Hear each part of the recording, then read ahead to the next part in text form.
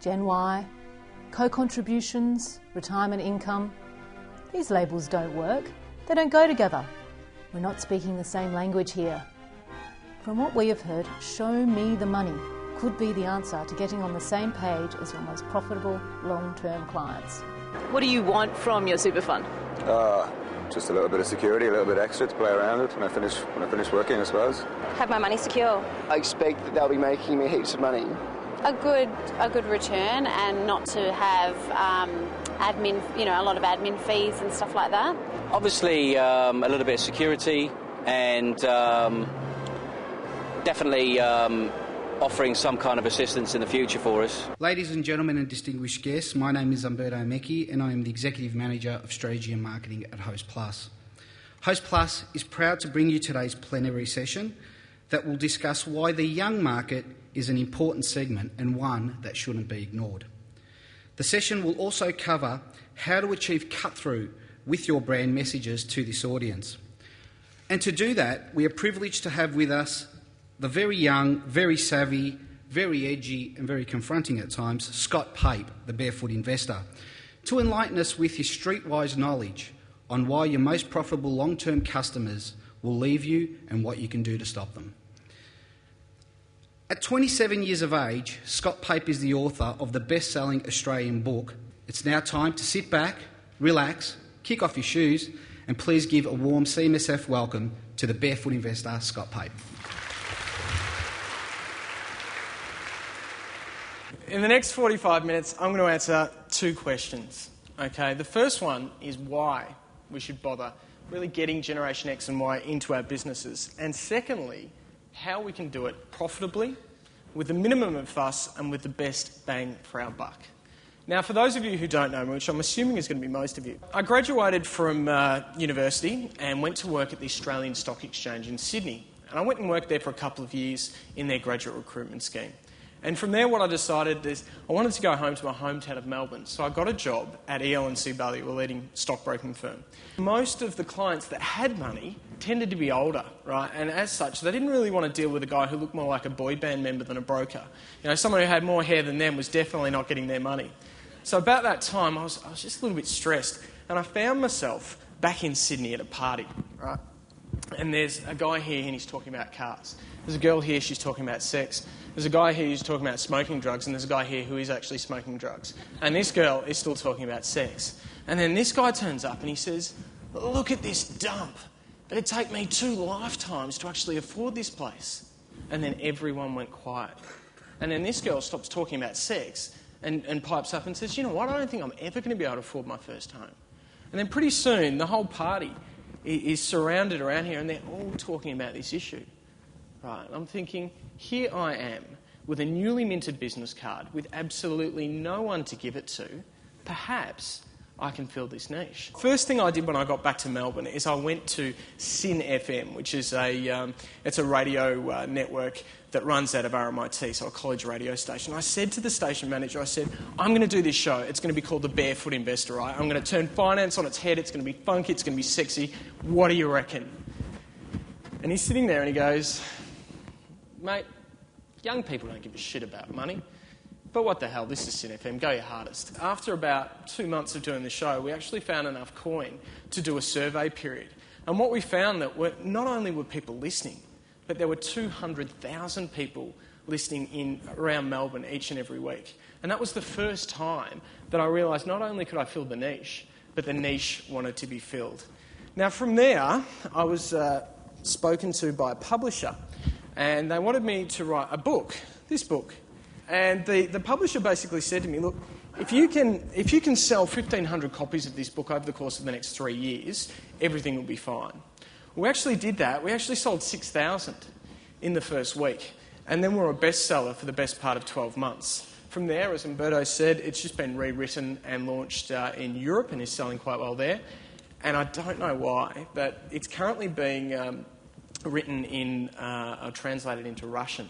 I don't know what the Russians want with this book, but I tell you what, I can't wait for the launch party. I now work for Triple M across the country, syndicated network, and from the success of the book led to my column with the Herald Sun, which started with the Herald Sun and is now with the Courier Mail and different News Corp properties. I also work for news.com.au, principally because the people that actually read my column, 18 to 35-year-olds, will tend to be online rather than actually being on the, getting the newspaper. I was told when I first started my radio show that was stupid. Kids didn't want to know about money. I was told that when I wrote my book, no one would buy it. I was told that when I went to the Herald Sun that no one would read my column. So everything that I've spoken about today, I've actually been able to achieve and put in practice. Now, just as a recap, we said we're going to do two things. The first one is why. Why are we going to bother to try and attract Gen X, Gen Y into our superannuation funds? And the second is the how. But let's stick with the why. Now, with the why, what I need to do is I want to show you physically why you need to do this. So what I need is, and I call it the Darwinian theory of superannuation. So I need three people from the crowd. Hands up, someone. Okay, so we've got our Generation Y here, right? So we've got, you're on your mobile phone and you're on your Red Bull. You just want to, you're the middle-aged guy, so you want to just stand here. Thank you. Right. Now this guy's smart, right? This guy's real smart. A little bit of bling bling, ching ching. Oh, now we've got the old fella. Come with me, come with me, come with me. Come on, come on. It's all right. Jump in. Come on, come on. Hang on a minute, Grandpa. Hang on. Here you go. Oh, have a look at him. He's looking in. He's like every baby boomer. He's waiting to see how much. It's too late, mate. You should have started back there. Doesn't matter. I'm only joking. You'll be dead soon. So, what we've got here, right, is we've got our Generation Y. Now, we don't really care about these people because you've got 5 super funds, right? You've got about $8 in all of them, so we don't really want to care about you. However, we do like you. All these people here, mate, they all like you. Because you're a bit smart, because from here to here, you've managed to make some money. But you're really smart. This guy is straight into a self-managed super fund, day trading biotechs in your lunch hour, aren't you, matey? Hey? Too smart. I'm joking. You're going to go to a BT and cop a 2% fee on the wrap. And then we've got Grandpa. And what we've got here is everyone here, right, is focused on you. Everyone wants to market to you. The problem is, as we said, you're going to die soon. So here's what we've got, right? We've got 100,000 Generation Y hitting the employment scene every year. This guy's too smart. He's leaving you because, you're just not cool enough. He's just going to go and do it himself. And this guy's going to die. So what we've got, by virtue of the Darwinian theory of super, we've got younger and younger membership bases. Right? Your membership base is getting younger and younger. However, when I look at your PDSs, they're targeted at this guy. I don't know who they're targeted at, but, I guess you've got the time to read it, haven't you? You've got, if I look at your advertising, it's focused on this guy. Or maybe this guy, but certainly not that person. If I look at your member correspondence, it's targeted at this guy. It's bland and boring. So the deal is that without you guys even knowing it, just by default, your membership base is getting younger and younger. And that's what we've got to work out, and that's the why. So now let's go into the how. The best way to do that is for me to get you inside the mind of an average consumer.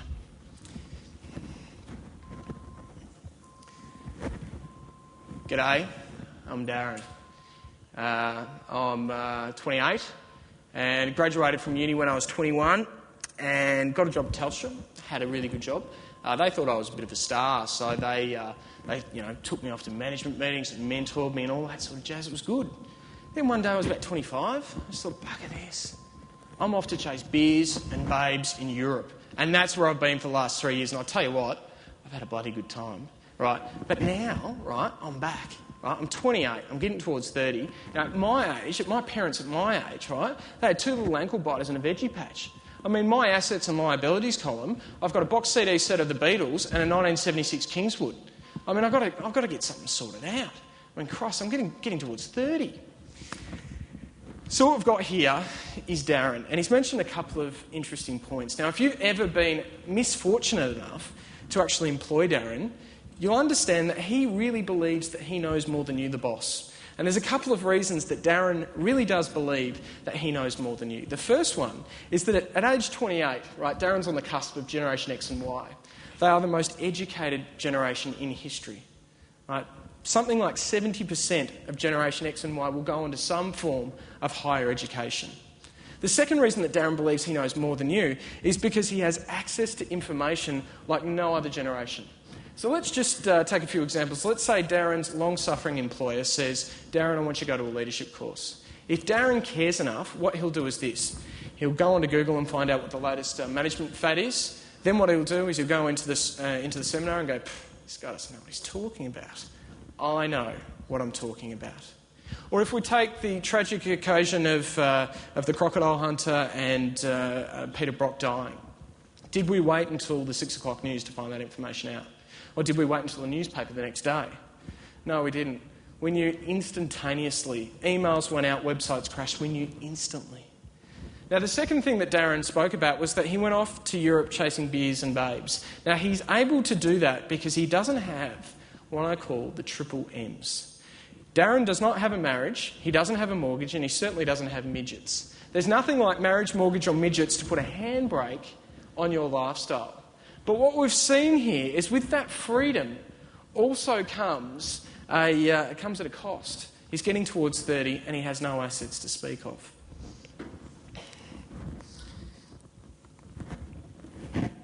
Money, I don't know anything about money.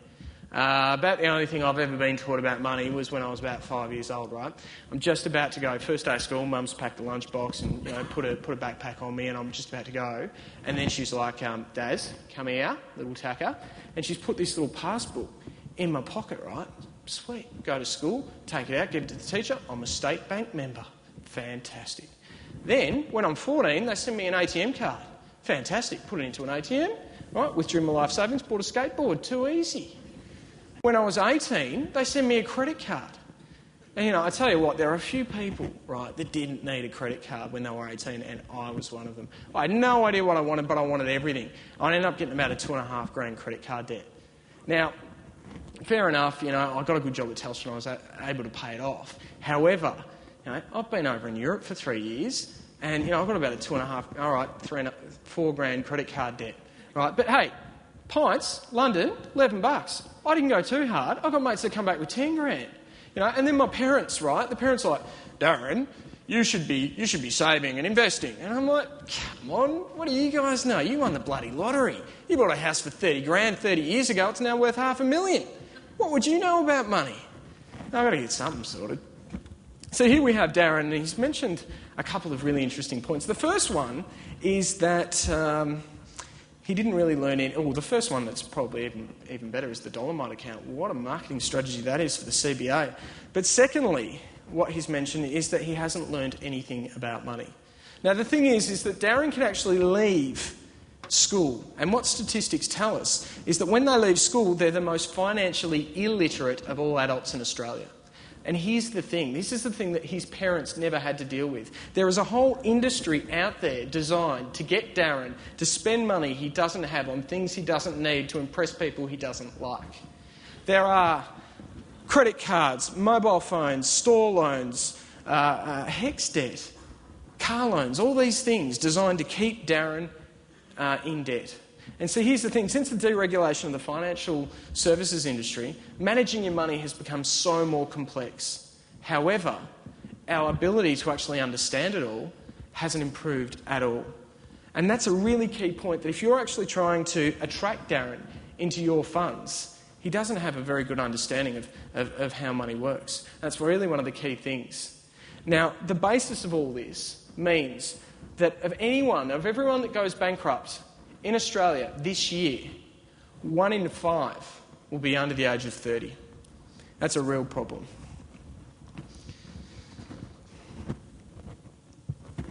Superannuation. I don't give a shit about super.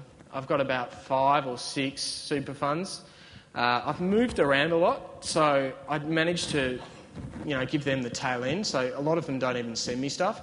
But the last one that actually sent me something, right, sent me $12 worth of mail to tell me that my balance was 8, but after fees it was 6. So, I tell you, I don't really spend a lot of time thinking about super. I I'll probably check in when I'm 55 and see whether my $6 has grown to 11 so I can buy a pint in retirement, but that's about all I care about.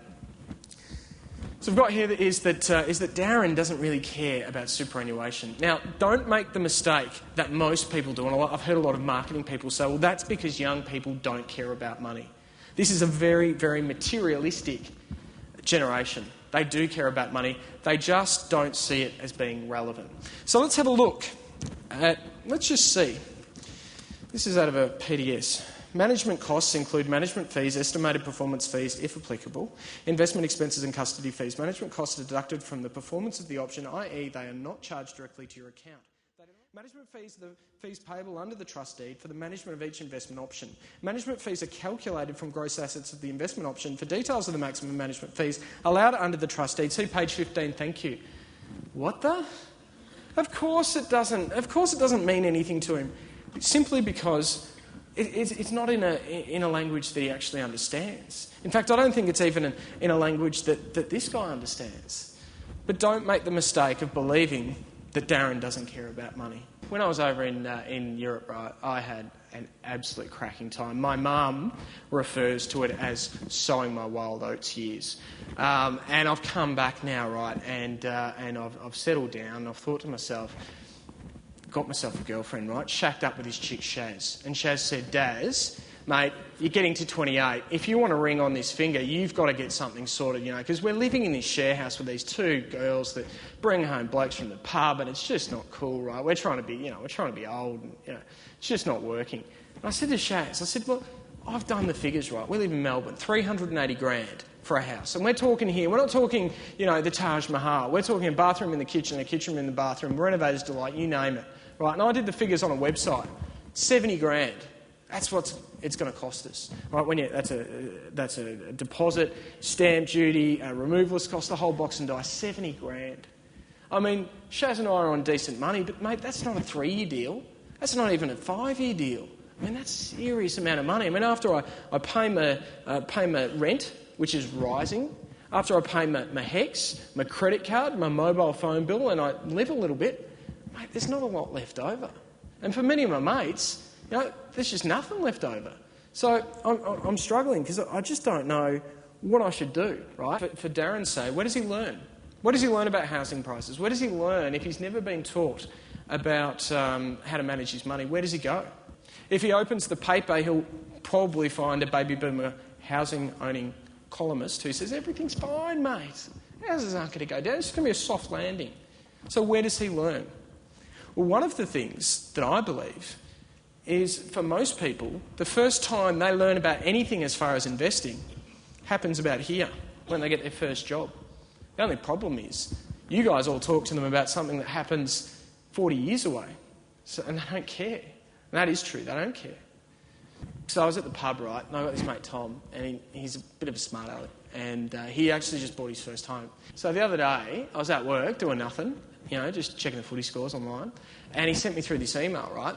And I clicked on the link, and it was his super fund, right? And it had how to buy your first home, right? It had this calculator, it had all this like 5-step guide to, you know, first home buyer's grant, all that stuff, and then it had how to pay off a credit card. And then it had, you know, if you put in a savings goal, something about compound interest, and it had this graph that went up like that. And, you know, it was the first time, and it was a super fund, right? So it wasn't like a bank. It wasn't like they were trying to, you know, sell us anything. I just thought to myself, I got home, right? And I talked to Shaz. Shaz and I got down. We went through this 5-step plan of how to get there. And I'll be honest with you, right? I'll be honest. I'm not about to buy my first home. It's not going to happen. However, I've got a plan. It's the first time I've actually taken my head out of the sand and I've got a plan. And that, I reckon, is a pretty good thing. So what we've got here is a mythical super fund, may I add. But really, what have they done that's different to any of you guys? Well, not much.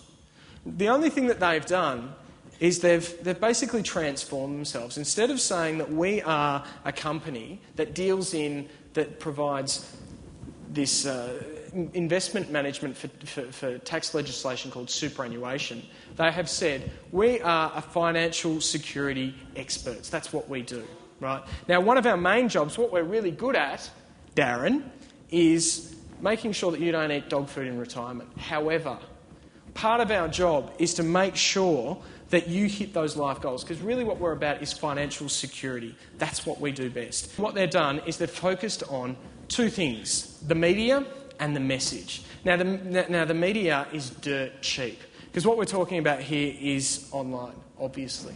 And I know you guys have heard this before. Oh yeah, it's all about online. Yeah. That's just a prop. That's just a tool. The real story is the message, and that's equally as cheap. Here's what, after spending having a couple of thousand conversations with young people, here's what they want. This is what I've deduced. The first one that they want is they want to buy their first home. The second thing they want to do is travel. The third thing they want to do is pay off debt if they've got any. The fourth thing they want to do is to start an investing program. And the fifth thing they want to do is to start their own business. One of those 5 things is a hot button for pretty much every young person. And if you approach those subjects in a way that's entertaining, in a media that they actually use and understand, you will absolutely blow your competition out of the water. Now, at the start of this very quick 45-minute session, I said I was going to try and answer 2 questions. The first one is, why should we bother? The reason we should bother is we've got 100,000 Generation Y entering the workforce every year. We've got really smart people who are going to go out and try and get hooked by financial planners, helped by financial planners, who are going to go off. And then we've got the old fellas there that are going to die eventually. And as such, what's happening is that your membership base is getting younger and younger. And here's the thing, the how is ridiculously simple. It's cheaper than a 30-second ad that you'd spend trying to get this guy. It's all about the media and the message. We know that the media is really cheap. We know that it's really cost-effective to put things on emails. And it's so much so that it's become a bit of a buzzword. However, the message that we put there is critical. And that can be done if we do those 5 things, the 5 things that young people are interested in, which is buying their first home, getting out of debt, starting an investing program, starting their own business, or travelling. They're the 5 things. And if you can find someone who can write it, who can make it fun, I'm sure you can blow your competition out of the water. It's been very quick, but thank you so much for letting me talk to you today. If you want to talk to me, I have an email address there. I don't have snail mail, but if you email me, I'll certainly respond. Thank you very much.